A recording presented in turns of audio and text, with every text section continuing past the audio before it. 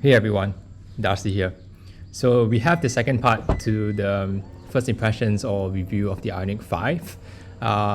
Since I didn't have much time to spend with this vehicle, I thought it would be better if I did more of what I like and what I don't like about the vehicle, a quick run through based on my limited experience, and also the driving, right? Like how is it like driving this vehicle? So I think these are the main few things that I will be talking about in this vehicle, and also a quick guide for those of you who are looking for EVs, right? You can jump straight towards the charging segment of this. I kind of give a few tips on what you should look out for when it comes to buying an EV. So without ado, please enjoy the video and subscribe.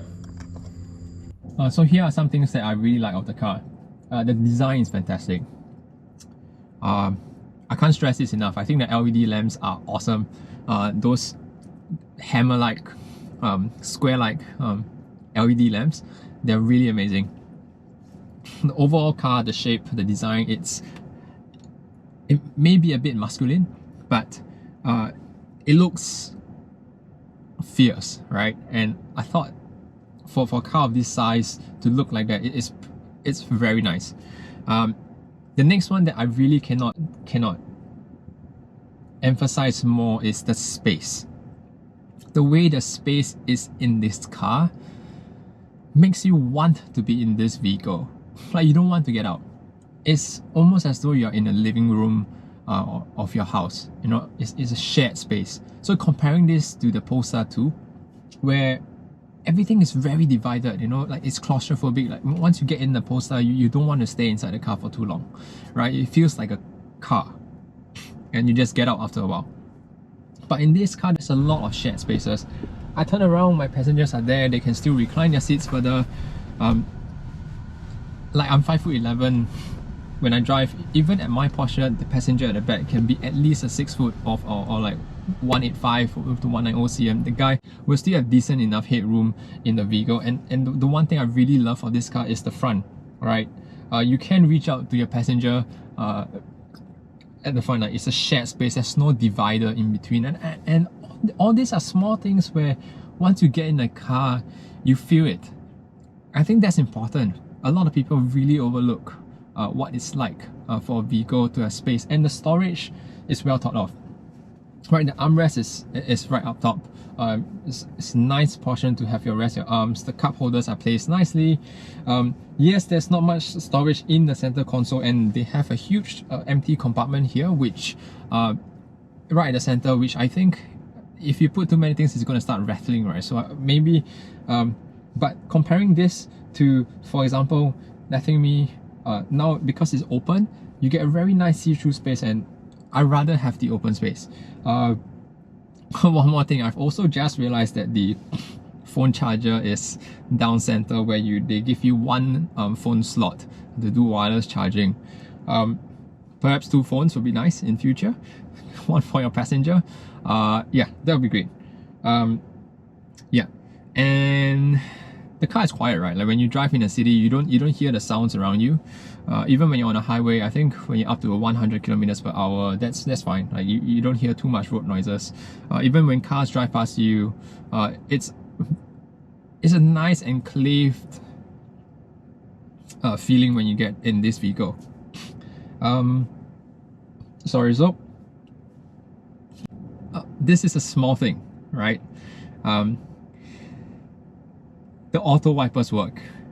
The auto wipers are pretty good, and it's quite amazing. So Tesla, maybe it's time to get the auto wipers right. It's been raining.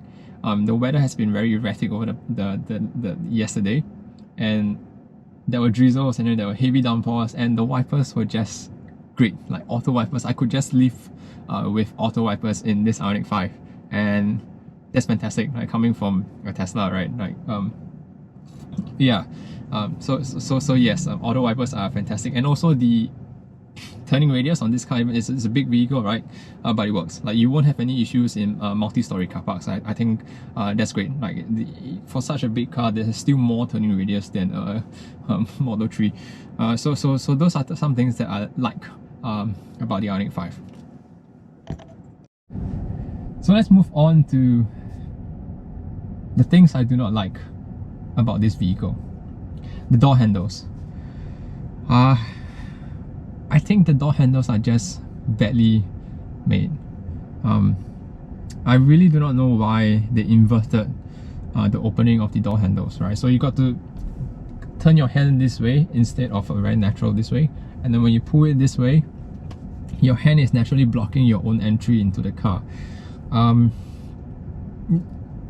And the door doesn't pop up also when you press the door handle, and that's quite annoying, right? Like if you're carrying things and you try to open this car door, it's going to be quite a hassle. Like you're going to have all your grocery bags bumping into the door while you try to open the door. So I think door handle is one of those things where I'm quite curious why they inverted it, maybe just to avoid copying Tesla, but yeah, I hope they fix that. And the next thing I do not like is the steering wheel. Number one, the design is awkward, right? I don't like the feel of this wheel. It feels cheap. There's also so many buttons. There's so much going on here, and just to use cruise control and lane keep assist, for example, you've got to press two different buttons. So one for lane keep and then the next one again for cruise control. There's a lot of things, and then you have another button for the following distance.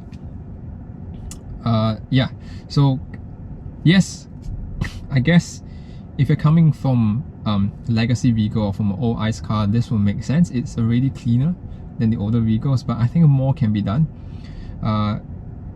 More can be done for what's going on the steering wheel, and also the gear lever, right? It's chunky. It's really chunky. So it's usable but chunky. Yeah, the next one is the USB ports in this car. It's all USB-A. It's 2022. It's time to move on to USB-C. I couldn't even get Android Auto working because I don't have a USB-A cable. So first world problem again, but hey, maybe at least 2 USB-C cables would be good. And the last one is, in general, I just don't like the software. Small things. It'd be nice to remember the settings of the driver. Alright, if I like to use one pedal drive, let me stick to one pedal drive. If I do not like to have lane keep assist, lane departure warning on, let me turn that off. Don't turn it on every time I switch a gear, or every time I turn off my car and turn it back on, and then I've got to reset everything again. These are things where it's annoying, because it's kind of like a seat, right? You've set it to a position that you like. Just keep it there. So can you imagine every time you come in, you get into your car, and then you have to readjust everything, readjust your mirrors, readjust your steering wheel height, readjust your seat back and forth. Yeah, let us remember the preferences that we have for driving. I think these are experiences which is an everyday thing, and that matters. So yeah, so these are a few things that I do not like about the vehicle, and overall there's more to like for this car than don't like. So kudos on you. Also, one more thing, listen to this, yeah? One thing I really don't like about IONIQ 5, when it rains, it's so hollow on the roof. Why would they do that?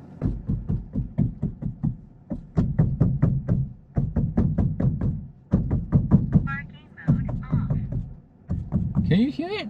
It's just metal, and when it rains, it's so noisy in this car. Yeah, I'm really curious, why would they have not done something here? It's just metal, right? And it's echoing through the entire car. Yeah, so it's something I missed, but because it's starting to rain, I remembered about this. Yes, on sunny days you're not going to hear it, but when it's raining, you probably can't talk to your passenger as well, or the radio is not going to be fantastic. The sound system in this car is mediocre at best. So yeah, just an add-on for the roof. let's talk about the battery. So there's a 70 plus kilowatt, 71 kilowatt, 73 kilowatt, forgot what's the exact number on this, and with so far based on my experience, the efficiency is about 160 watt-hour per kilometer to 180. You should comfortably be able to drive at least 400 kilometers between chargers, and I think that's great for Singapore. I'm not sure whether Hyundai recommends driving this vehicle or charging this vehicle to 100% or 90%. But even so, if you charge this vehicle to 90%, if you use it to 10%, you have a usable range of 350 to 380, and I think that's really good. So again, my advice to any potential EV owners, right? The one thing that you really should look for in a vehicle is to ask the dealership. Number one, yes, the max range of the vehicle is a certain amount. But how much do you recommend me charging my vehicle on a daily basis? You should at least deduct 20% from the total. The reason for that is you never drive below 10%. Number two, you seldom charge above 90%. So your usable range is between 10 to 90%. So that is the estimate that you should have for your EV, and I think this is one of the most valuable feedback or advice that I think as an EV owner I can give to you as a potential owner. The next thing to ask is also, most of them will advertise how fast they can charge a vehicle. However, so far only Tesla has a supercharger network, right? Up to 250 kilowatts. So in 10 minutes, yes, you can get 60%, 70% back. Maybe the dealer or the brand would advise you like, hey, we have fast charge. But where is the infrastructure for this fast charging? Ask them, like, where are the fast chargers? If you want to charge at 100 kilowatt hour or 200 kilowatt hour, is the infrastructure there for you? Or are you limited to DC 50s? So most of the charging networks in Singapore is a 50 kilowatt charger or 22 kilowatt. And you can have the fastest available charging that you can accept on the vehicle, but if the network is not there, then you can't use it. So those are things where you can't sell for the vehicle. Yeah, so that's on charging and range. Also, so that's it for the I would say first impressions or my initial thoughts on the IONIQ 5. I wish to have this car for a week or so next time so that I can really understand the vehicle better and get used to the things. But if you like the content that I'm putting up here, please remember to like and subscribe to the channel. It really helps get us to 1,000 subscribers. That'll be great. Whatever that I do here is I don't do this full time, right? I really do this so that I just hope that there's useful information out there from real people that we can all hear and listen to, and truthful advisors, right? In a day of age where a lot of it are marketing speak nowadays, I hope that whatever that the content that's being put out on this channel is genuine, it's helpful, and it's actual feedback. I don't take sponsorships, because then if I do take a sponsorship or if I take an advertisement, then I'm kind of inclined to not speak the truth. However, for me, I believe in genuine feedback, genuine helpful feedback. So if you appreciate this type of content, please do share with your friends. It's real. It's not the best production quality out there, but at least the content is real. So yeah, just give us a like. It's nice to know that you enjoy the videos. Alright, so cheers guys.